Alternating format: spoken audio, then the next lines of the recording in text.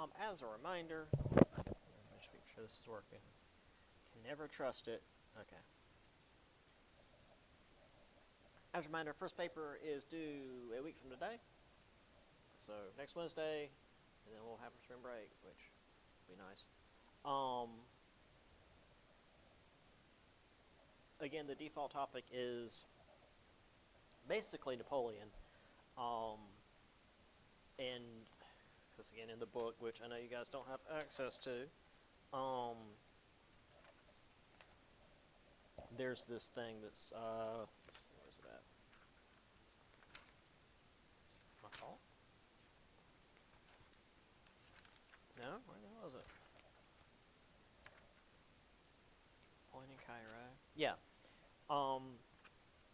Basically asking if the French Revolution ended with Napoleon, due to Napoleon putting a lot of different policies in place.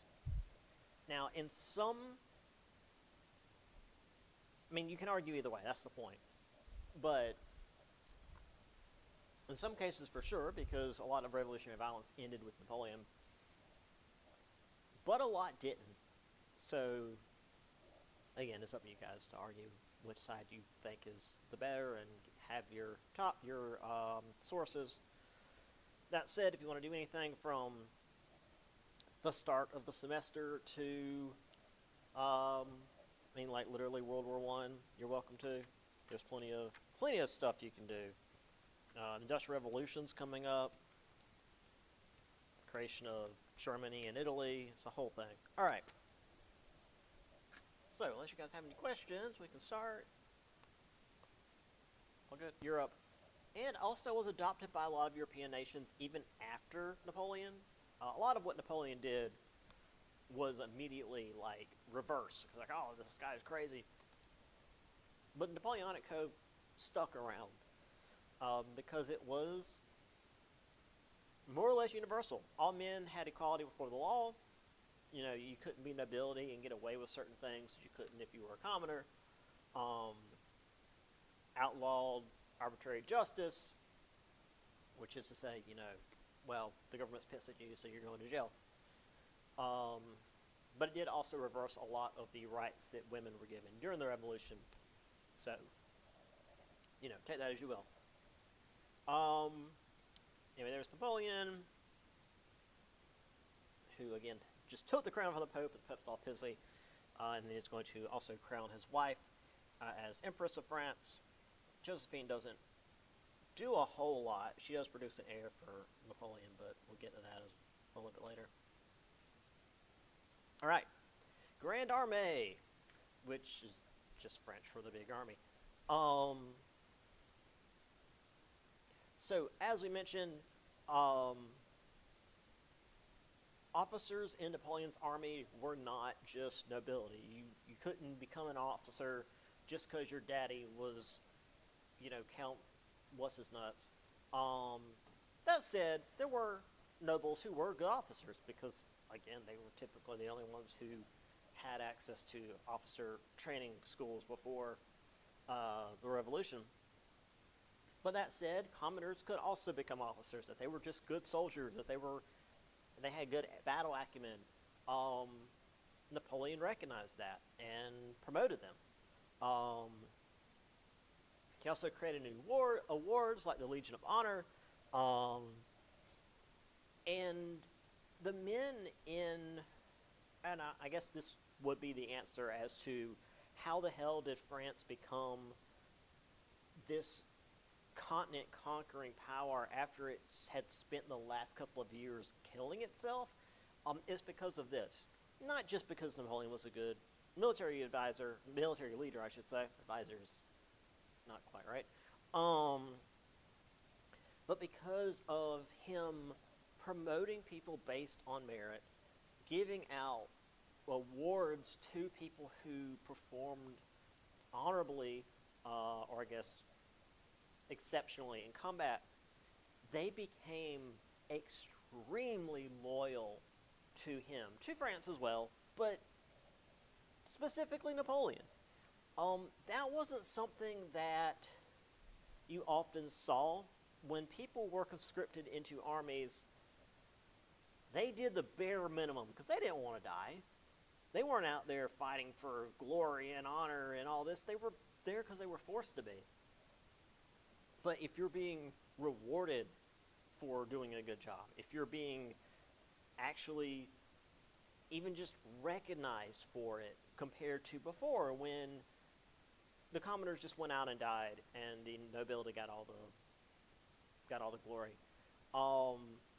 This shift was enough that the army became just so eager to serve. And as I mentioned here, it also extended to conscripts from other countries. When France began expanding into the rest of Europe, and as we saw before, they would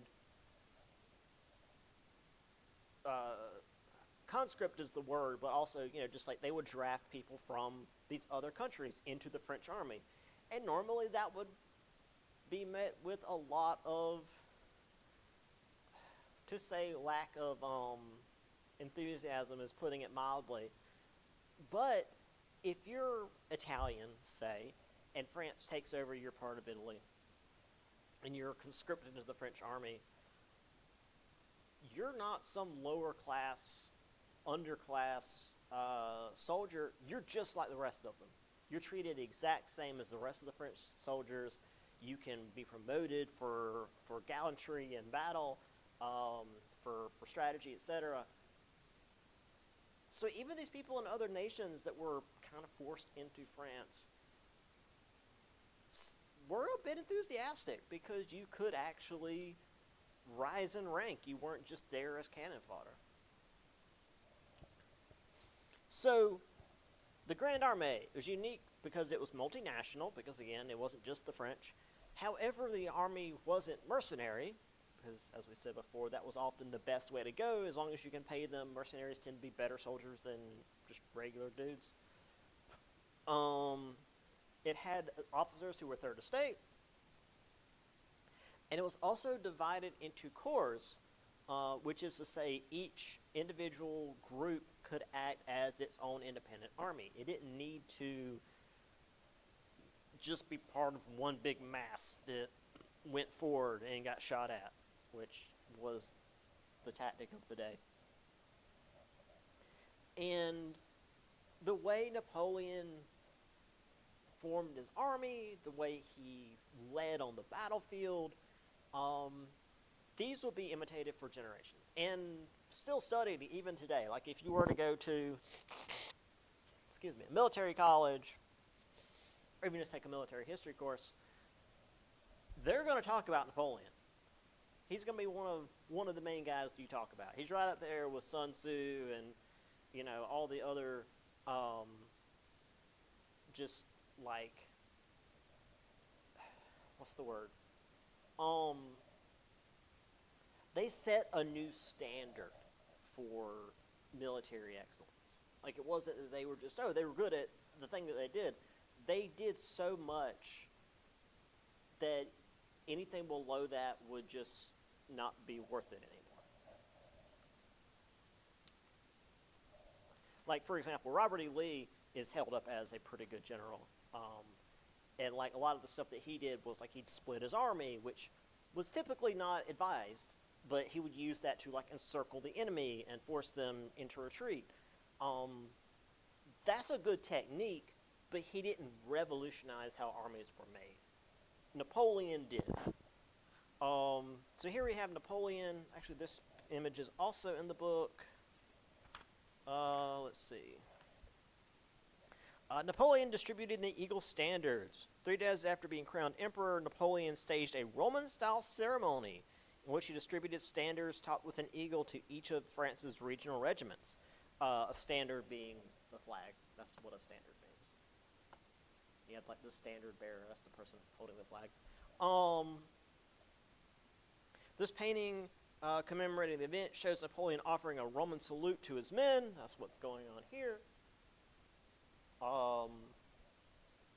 And charging them to defend the eagles with their lives. So, we've seen the American Revolution, Civil War, really any of these wars like pre-World War One, you'd have some dude holding a flag, which, as I've said, probably not the job I'd want because you're an easy target. But you are a morale boost. You're literally the symbol of what your people are fighting for by holding that flag up.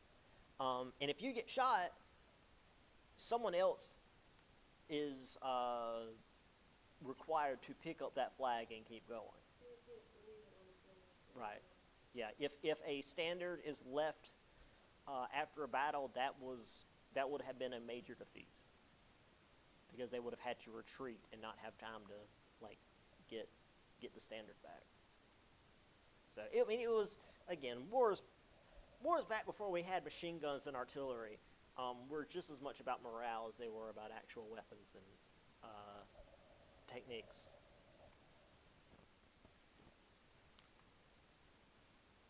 So let's talk about Napoleon actually doing military stuff, because I've talked a lot about like how great he was at doing his job. Well, let's actually talk about it. Made himself emperor and king of Italy in 1804.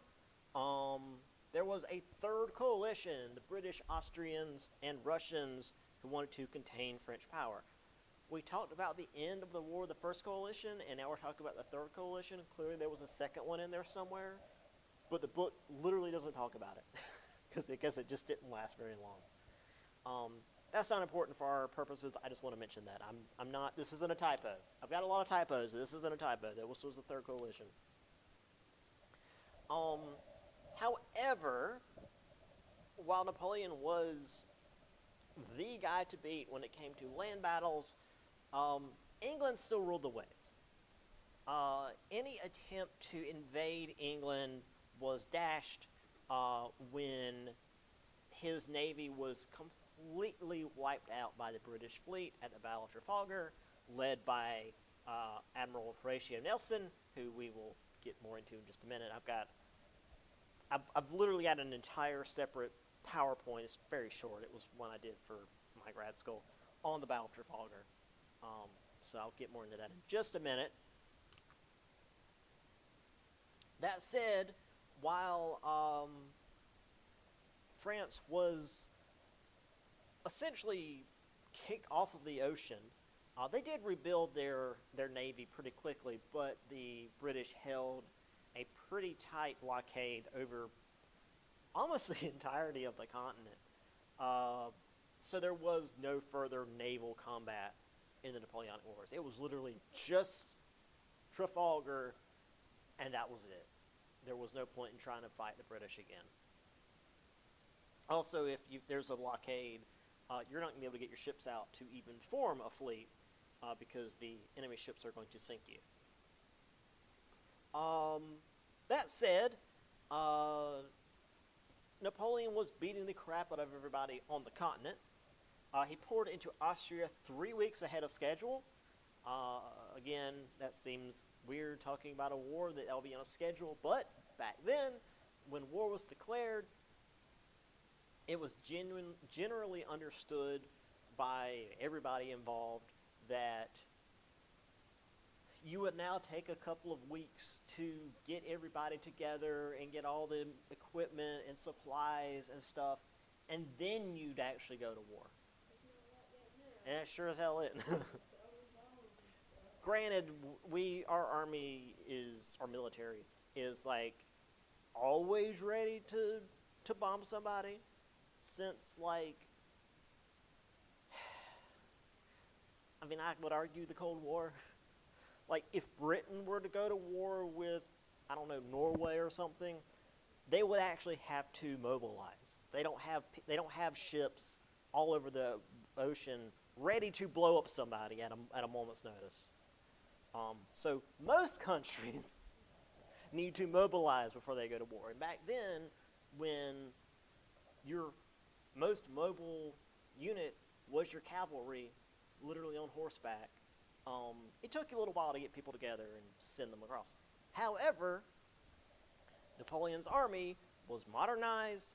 It was very streamlined. I was going to say sleek. That's not the right word. Streamlined. And they were able to get together and march into Austria, well, it says right here, 3 weeks ahead of when they were supposed to be there. Austria was not ready. Their military wasn't there. And the Russian reinforcements that were supposed to come in and save Austria were also not ready. So by the time they were ready to come in and help Austria, there was a French army there looking at them. November 15th, 1805, Napoleon and his army marched into Vienna unopposed. This is a big deal. Vienna is the capital of Austria, which means it's the capital of the Holy Roman Empire, which has been like the center of European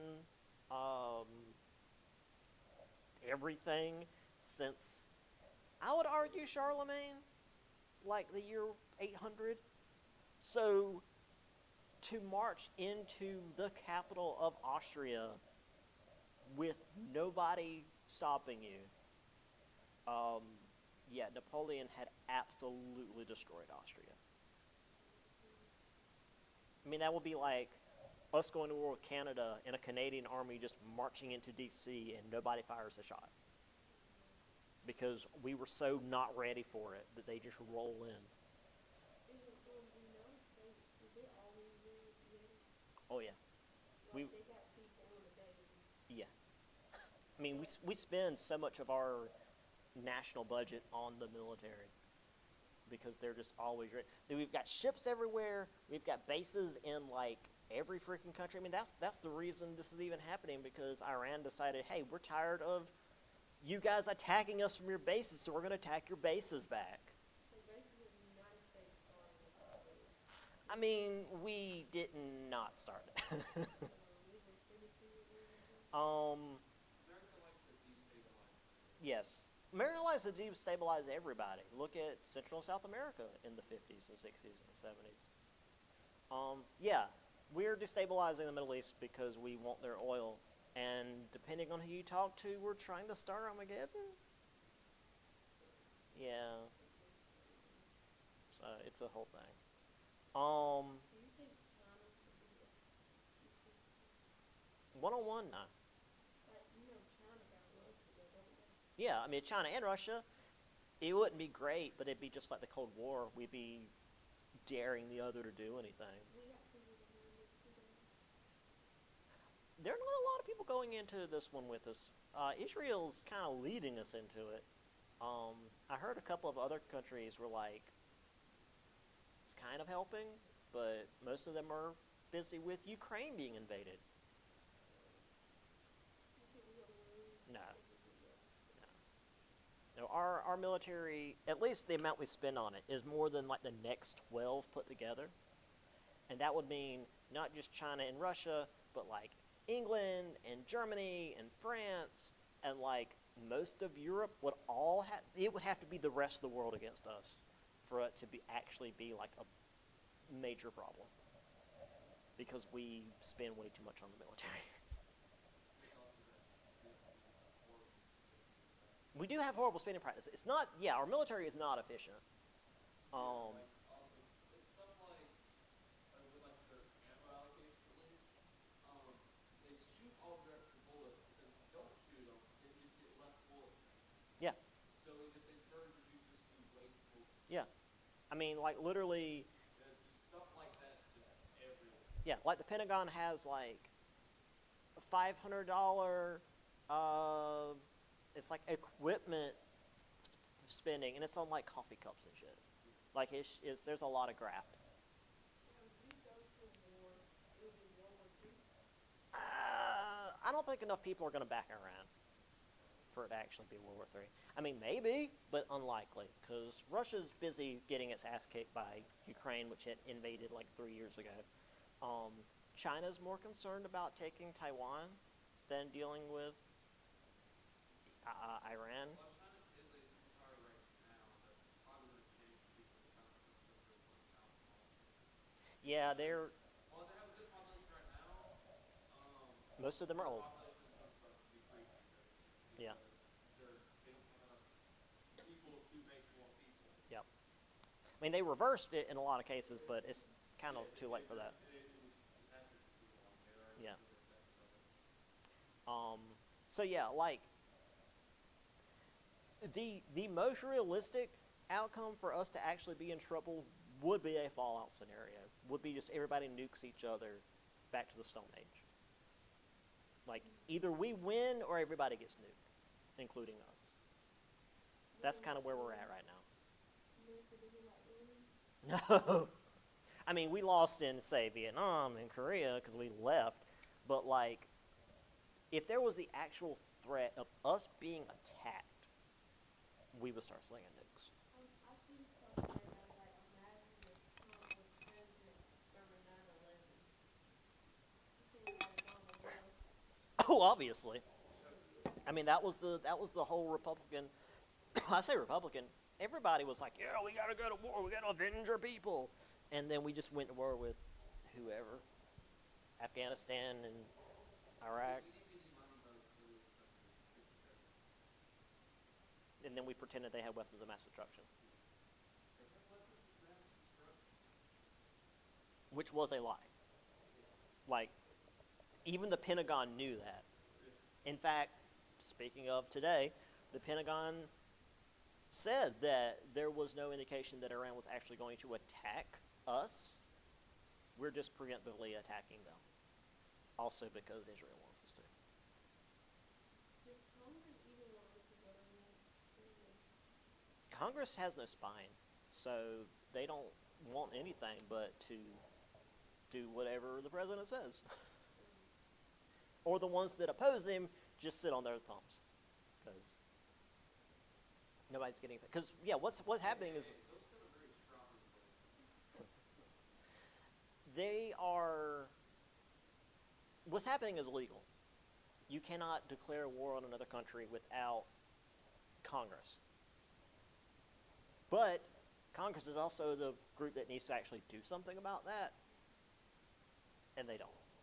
So Congress wants it or not? I mean, some of them clearly do. There's a lot of war hawks. Frame it as a special military operation. Yeah. But then a day into it, you say online that it's a war. Yeah.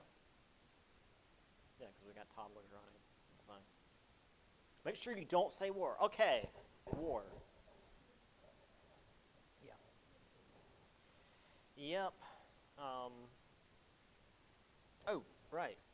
Trafalgar. Yeah, I had a student in my class just a minute ago, like, ask about that. And I was like, we're not, us here in America aren't in any danger. I wouldn't do a lot of traveling over the Atlantic right now. When I heard about it, I was like, yep, I want to go to movies and I can talk about it. This is crazy. And I mean, I lived through this. I lived through 9/11 in Afghanistan and Iraq. Like, this has all happened in my lifetime. Yeah. What's happening now? We went in, pretended that there was a reason we were going in. We were there to topple the regime, to put one of our people in charge, which isn't going to happen, and take their oil. So what y'all did when 9/11? How did you feel? Or where were you at? Man, I was in like 7th, 8th grade. I was still pretty young. I mean, it was scary. I mean, because, you know, they can hijack our planes.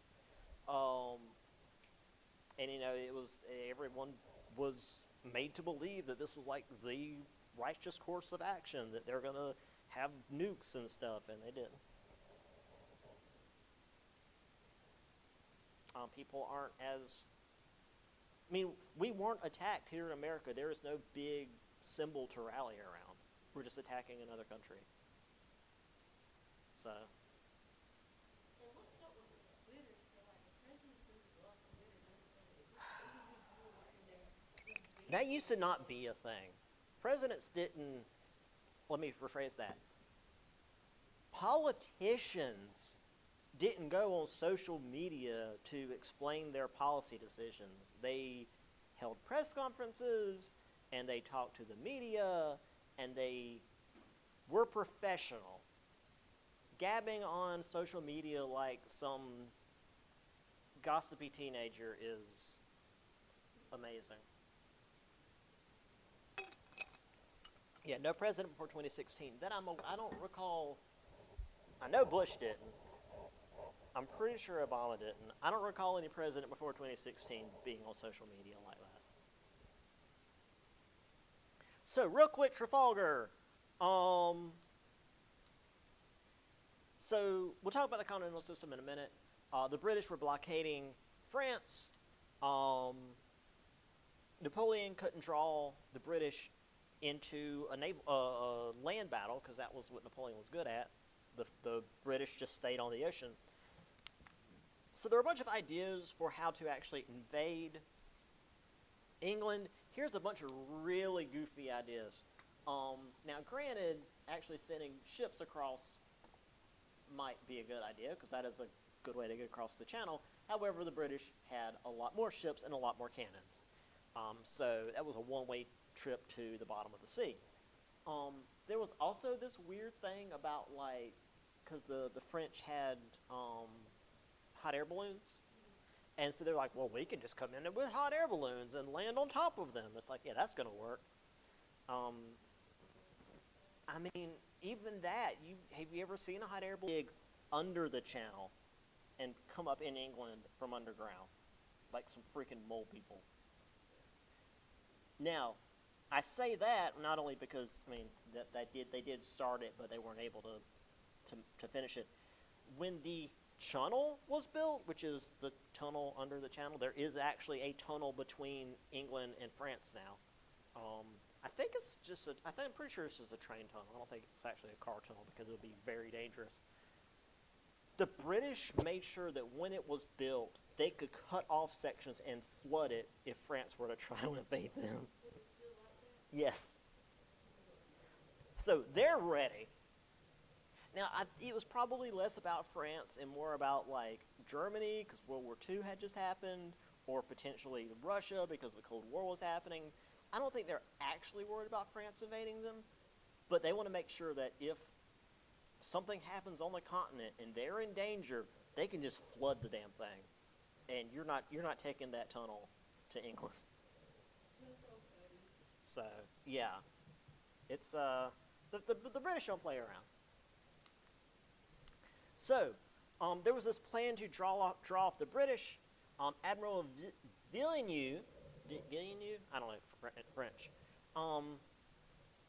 The strategy was that this dude would be in the Caribbean, mess with British colonies, and force Horatio Nelson to waste his time in the Caribbean chasing him while the French actually invaded England. Because Nelson was in charge of the British Navy, and if he's busy elsewhere, then maybe they'd have a chance. They still wouldn't. But that was the idea. However, Villeneuve did not want to remain in the Caribbean because he wanted to have glory in combat and go back to Europe to help the invasion of England. So he returned to Europe. Nelson realized what had happened and was immediately right behind him. So they met off the Spanish coast, which is why it's the Battle of Trafalgar, because Trafalgar is, a place in Spain. 21st October 1805, and this was the battle lines. The French and Spanish had this line of ships, which was the normal way you prepare for a naval battle. And the British decided to do something really dangerous called crossing the T, which, as you can tell, they split into two lines and sailed directly into this line of ships. Now, that means you're getting shot at the entire way there because, they can only shoot from the side. That's how ships back then worked.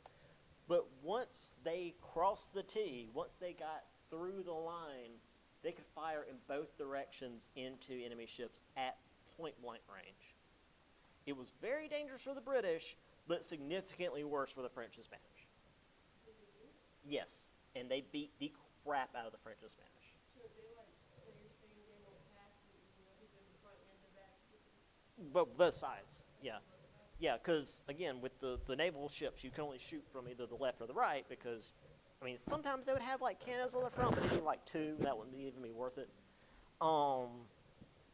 So when they're sailing towards this line of ships, they're getting shot at, but they're getting shot at from the front, which means they're not presenting most of their ship.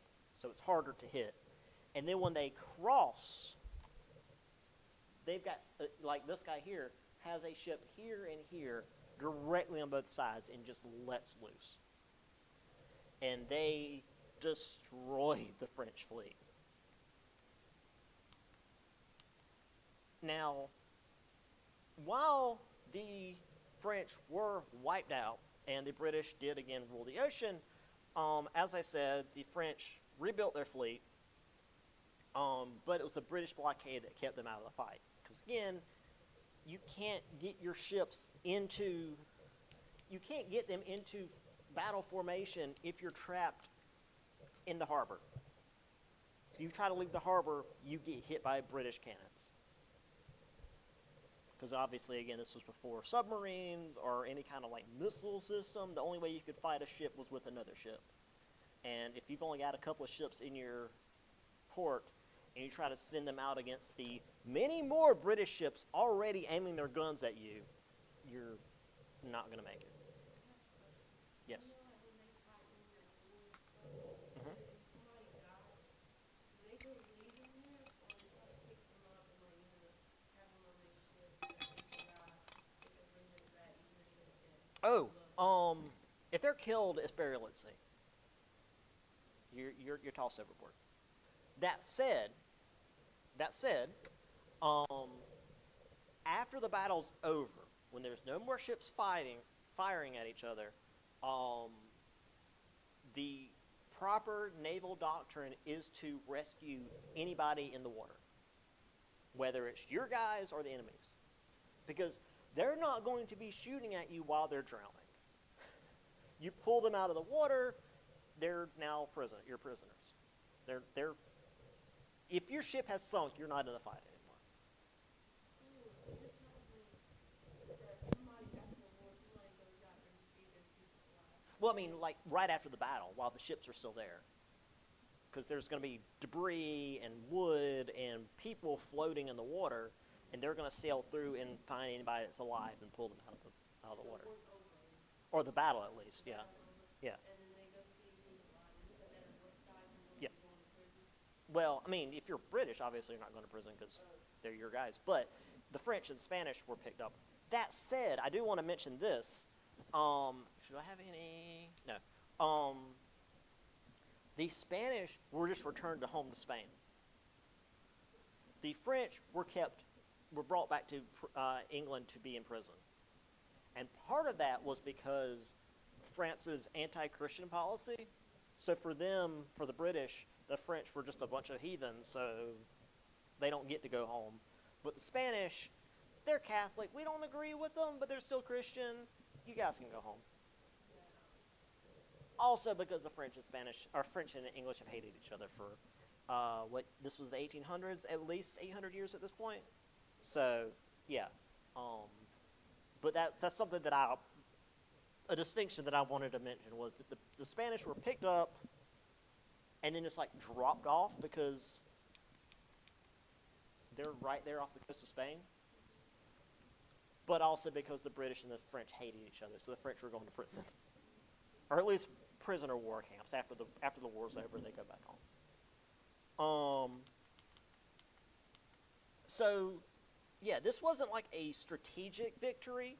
The British didn't then use their navy to like bombard France, but it kept the French off of the ocean for the rest of the war. Any plans for invasion of Invasions of Britain were gone. Because if you don't have a navy, you can't cross the water. And the blockade was mainly what kept the French from coming back to sea power. And working in a blockade sucks because you're just in a boat watching the shore for weeks and months at a time. And as we've said, being on these ships, there was like a 50-50 chance you'd just die of disease. So working in a blockade sucked. Real quick, before I go back to the main PowerPoint, this is Admiral Horatio Nelson.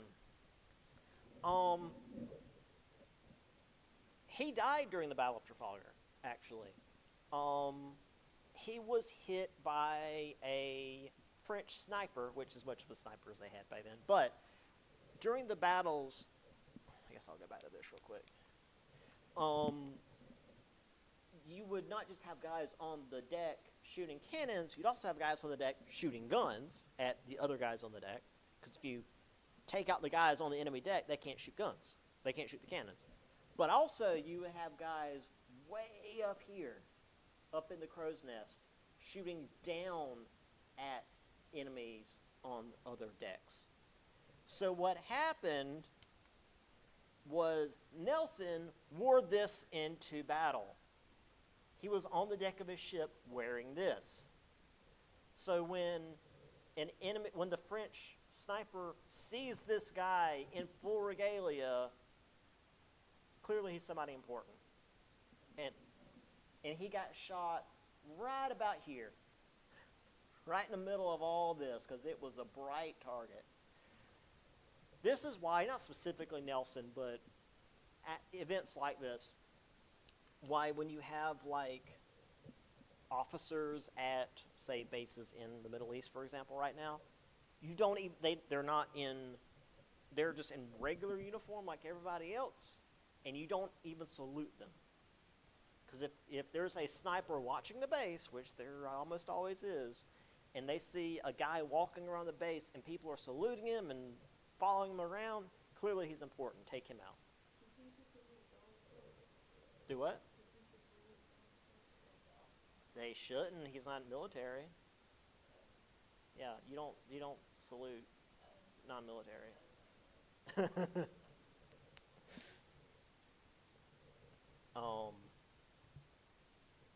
Yeah. Right. Okay, back to this. This, like I said, this was just my grad school thing, but I wanted to mention a bit more on Trafalgar than just, by the way, Trafalgar happened. Wait, we can talk about this in our essay too? Yeah, if you want to. If you want to talk about Trafalgar, there's plenty there. So Trafalgar obviously didn't go well for France, but they're still in control of the continent. After Vienna was taken, the Habsburgs folded, which ended the Holy Roman Empire. Again, this is super important. I mean, there wasn't like a big thing that happened when this occurred, but the Holy Roman Empire, which had been like the central power of Europe, again, since Charlemagne, since like 800 AD, was now gone. Because Vienna had never been fully taken before. It had been besieged plenty of times, but nobody had ever just marched into Vienna. And with that signaled the end. They stick around. Austria sticks around. Obviously, I mean, it's still a country today, but they're declining. I mean, they're a separate nation in World War I, and they're barely anything there. And then by World War II, they're just absorbed into Germany. Mm-hmm. So why you gonna have all these people that like all these countries like they don't get along with each other? Why don't they get along with each other? It's not even the same thing from the past. It's like different people. You know? Well, because that's your history. Yeah. I mean, like the easiest example for me is England and Ireland. The British had been persecuting the Irish for centuries, hundreds of years. Your parents, your grandparents, your great-grandparents, as far back as your family line goes, have been under the heel of the British. And you're raised by people who were raised by people who hated the British. So that's all you know your whole life.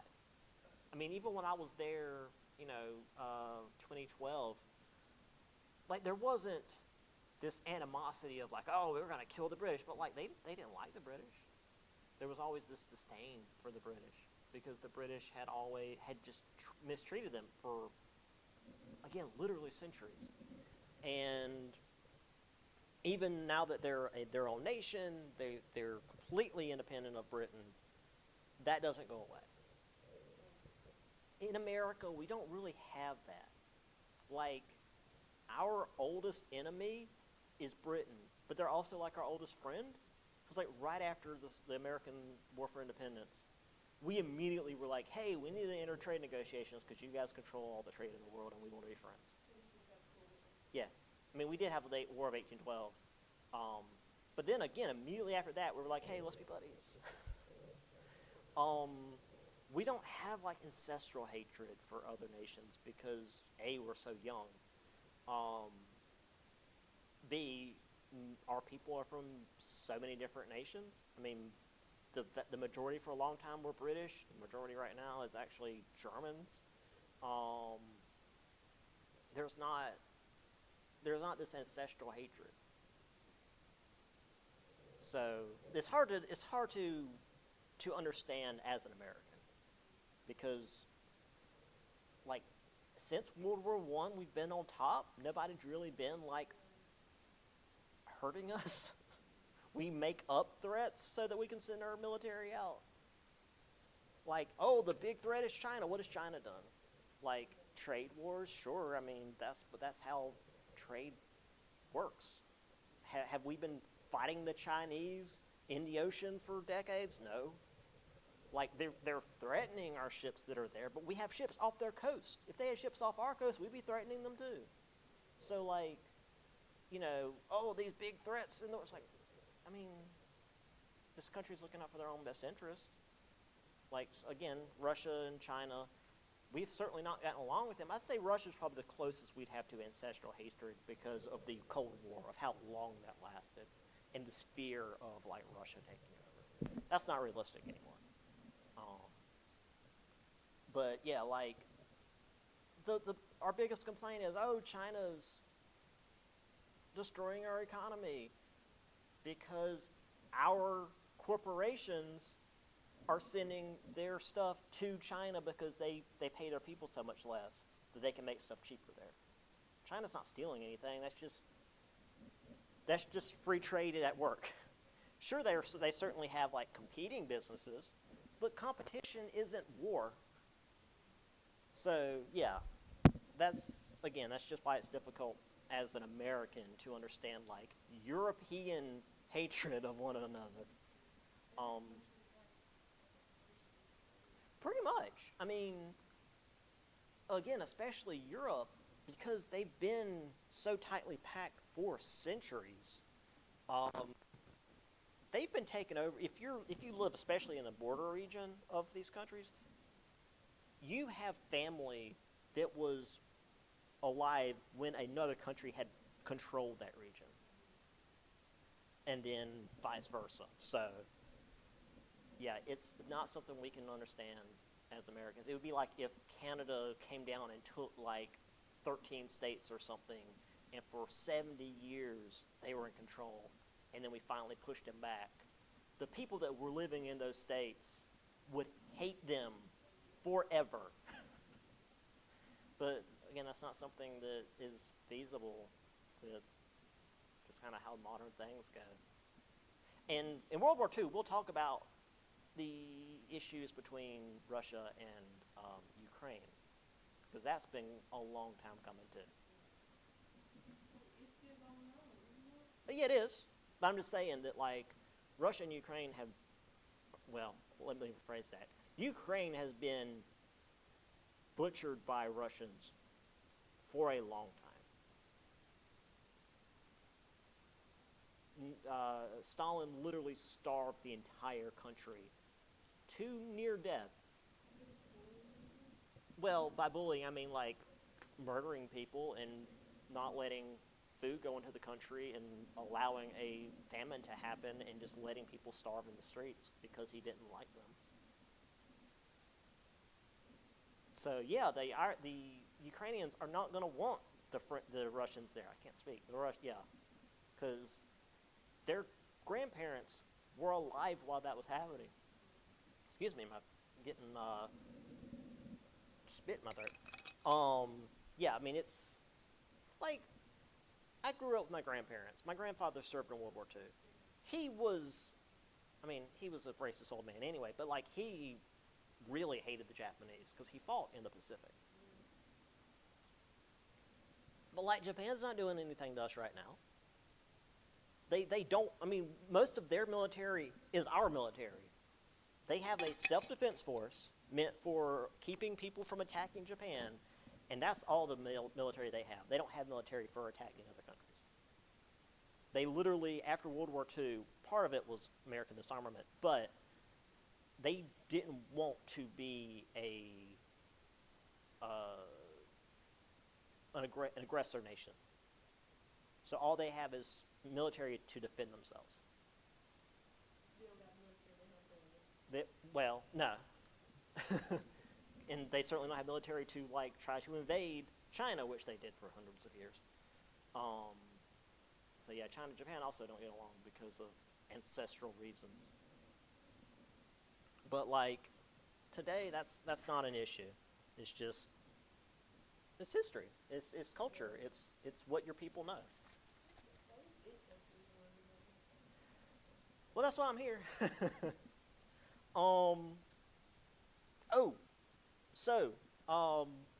Back to Napoleon. So the Austrians and the Russians were able to join up. However, Napoleon split his forces and flanked them, once again splitting the Austrians away from the Russians. The Austrians were surrounded and completely defeated, while the Russians retreated into Poland. This is again more World War II. Poland has always been kind of a doormat for Russia, which is why I've always said, if we just let Ukraine go, and Russia takes Ukraine, they're hitting Poland next. No doubt about it. That's the pattern. However, Prussia was tired of Napoleon stomping through their territory, because that's where a lot of this was happening. They declared war on France, but Napoleon knocked them back out after the Battle of Jena. Considering Prussia, which again is the core of what will become Germany, starts a war and is immediately knocked out of it, shows how terrifying Napoleon was.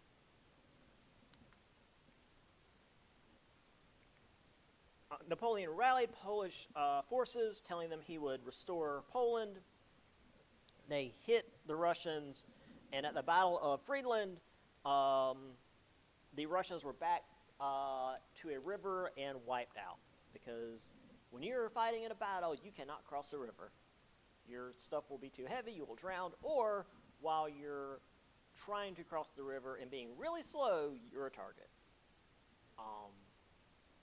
So if you're militarily back to a river, that might as well be a wall. So this resulted in Tsar Alexander I signing the Treaty of Tilsit, July 7th, 1807, on a raft on the Niemen River. This is because the Niemen River was the border between Poland and Russia, and therefore was technically neutral ground. So they literally, and I have an image, built a raft and had everybody come out to the raft and sit in the raft, in this little enclosure, and sign the treaty. Russia had to join France's embargo on Britain, and Prussia lost more than a third of its land, which was made to create the Duchy of Warsaw, which is kind of the core of Poland. It also had to reduce its army to 42,000, because if we know anything about Germans, they are totally cool with reducing their army. I mean, maybe today, but certainly not back then. All right, let's talk about the continental system. So, we talked about Trafalgar, we talked about how Napoleon could not invade England. So instead, he attempted economic strangulation. So the continental system made it so that England could not trade with powers that were under the control, or at least under treaties, with France. So England could not trade with Europe at all. Now that sucked because Europe's right there, and Europe and England have always been like number one trading partners. But England has their empire. They have land all over the world. They can handle not being able to trade with England or with Europe. Also, they were still trading with us. So like it didn't really matter that much with Britain. Russia, though, felt the embargo more because they're not able to trade with Britain, and that was like their main trading partner because they pissed off all their neighbors. So the easiest way to trade was just to trade with Britain, who's way over there, because you guys haven't been fighting because you're on other sides of Europe. But now England's not letting them trade with, or sorry, France isn't letting them trade with England, and they're feeling it. Also, Portugal, which was on the other side of Spain, was not under French control and was actively trading with Britain, almost just as a way to snub its nose at France. So Napoleon decided that if Portugal's not going to play nice, we're just going to invade Portugal. Now, again, if you're familiar at all with how Europe looks, you got France, you've got Spain, and then on the edge is Portugal. So unless Napoleon is going to take ships out, which he literally can't because of the British, he would have to march through Spain to get to Portugal. People don't like it when you march troops through their country. If, say, again, this is a weird hypothetical, but let's just pretend, say Canada and Mexico went to war. And Canada was going to invade Mexico. But the only way they could get there was by marching their troops down the middle of America. But middle of the U.S. We would not approve of that. Even if they were our ally, marching troops through another country is going to cause a lot of damage. Because the troops got to eat, they got to have somewhere to sleep. A lot of times they're rowdy. It will hurt people. And it's just going to cause issues. Also, after Trafalgar, the Spanish weren't really on board with working with France anymore because they had lost a lot of guys in Trafalgar as well.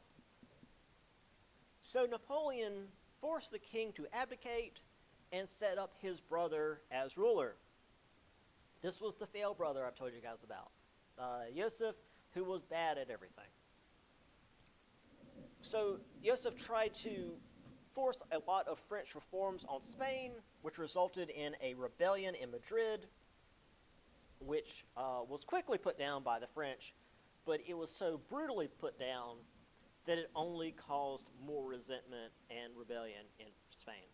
Because if you know anything about the Spanish, if you try to control them, they're just going to get more pissed.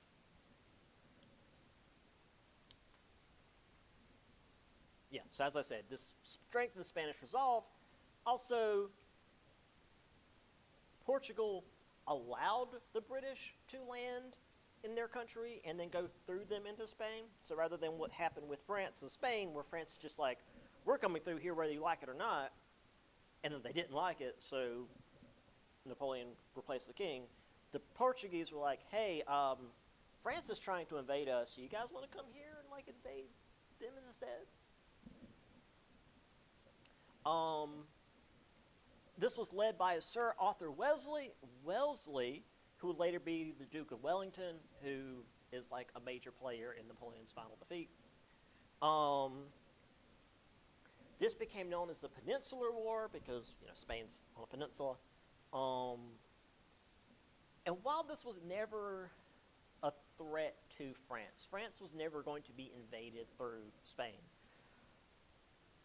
It still caused enough trouble that Austria rose again in 1809 to fight the French.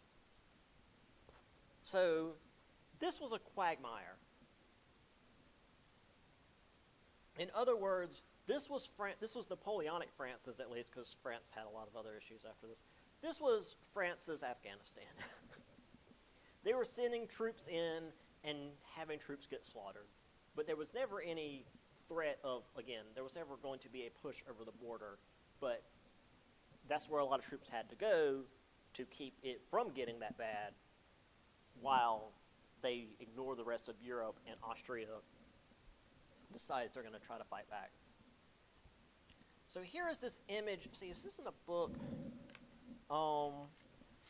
It's got to be. Yes. This is by Spanish painter Francisco Goya. It is the execution of the Spanish rebels in 1808. The actual title is, shoot, I forget the actual, because it's May 2nd is when this happened. So I think it's titled May 2nd in Spanish. Dos de Mayo, maybe? I don't know. So here are the French soldiers, completely dark. Their faces are hidden. They're these faceless monsters, essentially murdering these Spanish civilians. And then we've got this guy standing here with his arms outstretched in white with all the light on him.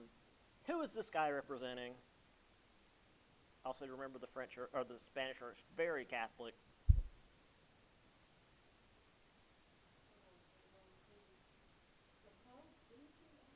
Jesus, yeah.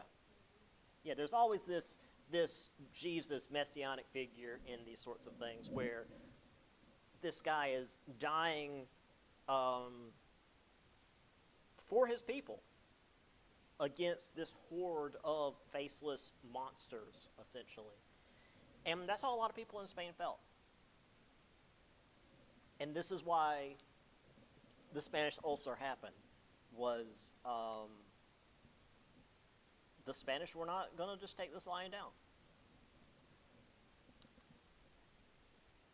All right, let's go a little further along. So, all of this imposition of Napoleonic ideals, which is, say, French idea of modernization, enlightenment, yada yada, created a stirring within the nations that were under French rule. We call it nationalism here. Nationalism today is a bit different. It would be more akin to patriotism in this case. But basically, this idea that your country is not defined by a king or a noble family, but your common people, your shared language and culture and traditions is something that binds you together and that you share with those around you, and therefore oppose whatever force is coming in trying to take you over. Say as a statement, the people, not the ruler, made the nation, spread all over Europe. So while these people were not agreeing with the French Revolution in that we should all be part of France, they were agreeing with the French Revolution idea of the people make the nation. Who cares who the king is? Sure, Napoleon's taken over now. He's some Corsican dude. He's not German or Italian or whatever. We are this group of people.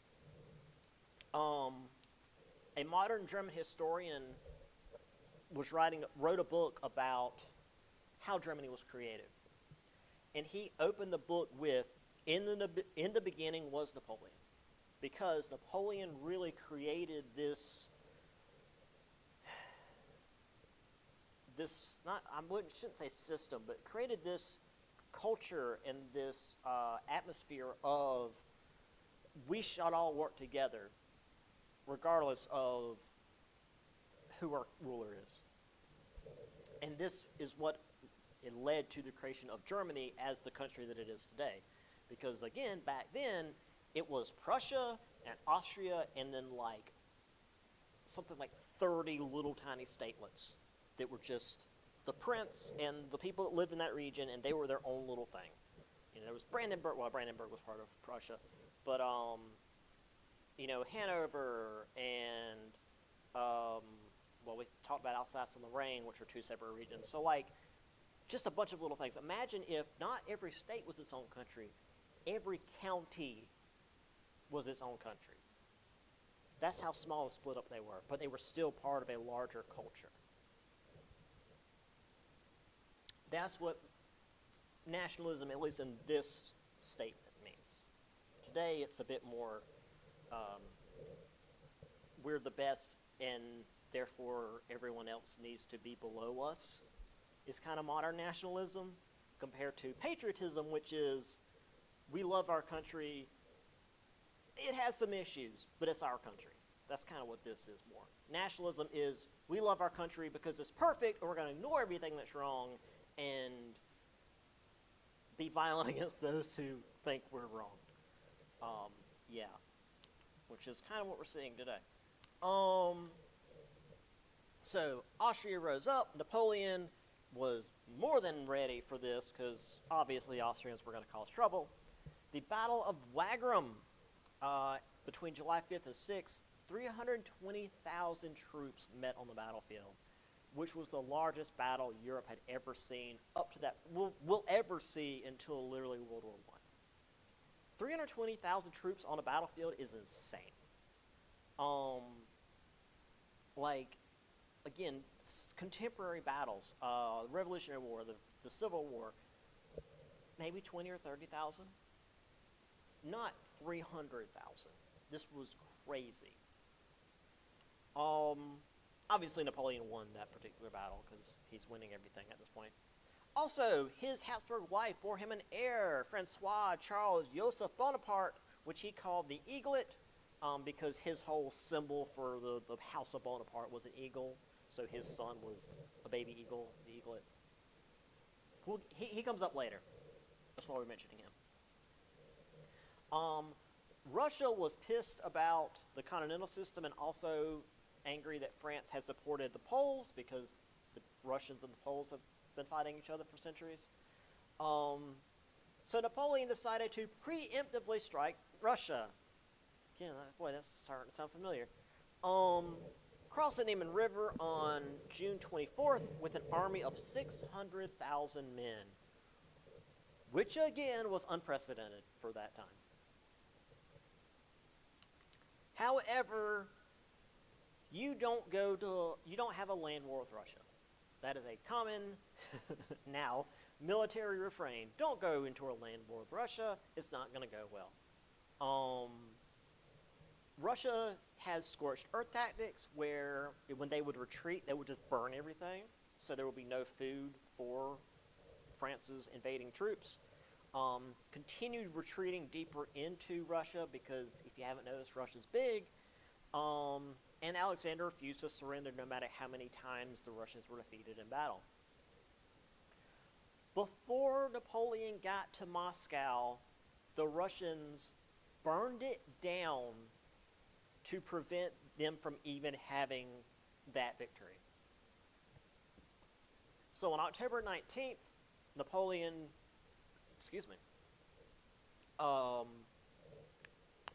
declared a retreat, and due to the Russian weather,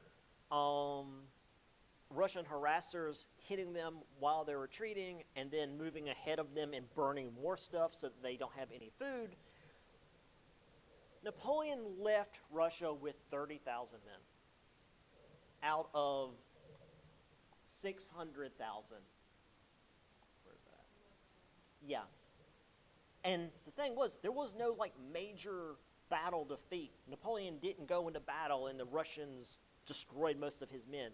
This was from weather, this was from starvation, probably a lot of deserting too, but that was due to the weather and starvation. Russia beat Napoleon without defeating him in battle, is what happened. So here we have them crossing the Niemen River. Again, literally hundreds of thousands of dudes. And then them on the, well, this is still a more positive one. And then on the way back, actually, remember this part. Sorry, online folks. So here's Napoleon on his horse. There's Napoleon on his horse. Bit of a difference. There's people frozen to death on the ground. We talked about last time, a lot of them didn't have shoes because they were starving and they boiled their leather boots to have something to eat. And so now their feet were freezing. It was bad. It was, to me, this was the point at which Napoleon started losing. And then Russia happened. The Prussians allied with the Russians to push the French out of Saxony. Napoleon rebuilt his army during an armistice. Austria joined up with Russia and Prussia. However, this was not his army he'd been leading through this entire campaign because most of them were dead in Russia. So this new army was younger, inexperienced, and at the Battle of Nations, between October 16th and 19th, 90,000 men were killed. Napoleon was defeated, attempted to abdicate in favor of his son. That's what we mentioned. His son was there. But the Allies put Louis's brother, Louis XVIII, on the throne, and Napoleon was exiled to Elba. However, Elba was really close to the mainland, and Napoleon just got in a rowboat and came back. They left Napoleon there with actually a few hundred troops so he could still do like military drills, basically so he could keep himself busy. However, he got bored and came back. Made his way towards Paris. The people just joined up with him because they're like, oh, Napoleon's back, and just joined him en masse. Napoleon decided to hit the British and Prussians in Belgium before they had a chance to organize and attack him in France. He was able to run off the Prussians and nearly overwhelmed the British, who again were under the control of the Duke of Wellington. So he's back. He was the one that was fighting in Portugal. The Prussians returned to battle, and with the beleaguered British and returning Prussians were able to defeat Napoleon. Now, let me again say, Napoleon's troops were random-ass people who decided to join him. They were not his hardened men. And he still barely lost this battle. But this was the final end of Napoleon. He was defeated at the Battle of Waterloo. They sent him to St. Helena, which is way out in the ocean. He died in 1821. Maybe stomach cancer, maybe he was poisoned. It's kind of up in the air, but they couldn't execute him because then he would be a martyr and the French would rally around that. So they had to exile him and let nature take its course, or poison him. Again, we're still not 100% sure what happened. But that was how that ended. Here's the Duke of Wellington in the Battle of Waterloo. No, wait, hold on. This is the Battle of Nations, so maybe this is... I'd probably grab Wellington first. Anyway, this is the Battle of Nations. So, yeah. And that's actually it. I wanted to finish this. I know we're getting right up to time. But as we said, things got crazy in France. Revolution dismantled the old regimes. Now, that said, the entire next chapter is them trying to push the clock back to before Napoleon, so we'll get to that on Monday. Revolts and revolutions all across the world, more than we talked about, more than just Haiti and Ireland and Poland. There were revolutions far and wide due to what happened in France. Napoleon, of course, the big deal in this chapter. And due to how he ruled Europe, he planted the seeds for example, Italy and Germany becoming what is today Italy and Germany. Italy was the same as how I described Germany. It was just like a bunch of little city-states doing their own thing. And the big thing, even bigger than Napoleon, even more important than this dude that took over most of Europe, was that people realized that they were the ones that had the power. They were the ones that would shape the future of their nations. And that they would have pride in this, that they were, again, Germans and Italians and French and I guess eventually Belgians. There would be some level of civil equality to some degree. This would shape the rest of the 19th century and shape things at the start of the 20th century. So everything going forward is because of the effects Napoleon had. And we are finishing this chapter with World War I and World War II. Those were shaped by this. So yeah, that's that. We are right at the end of class, so we're done. We'll do chapter 18 next time. But yeah, that's it. I'll see y'all on Monday. Napoleon is one of those guys where it's like you hear about him all the time in history. It's like, surely he wasn't that big of a deal. Well, then when you see how much changed because of this one dude, he was kind of a big deal. He was. All right, I'll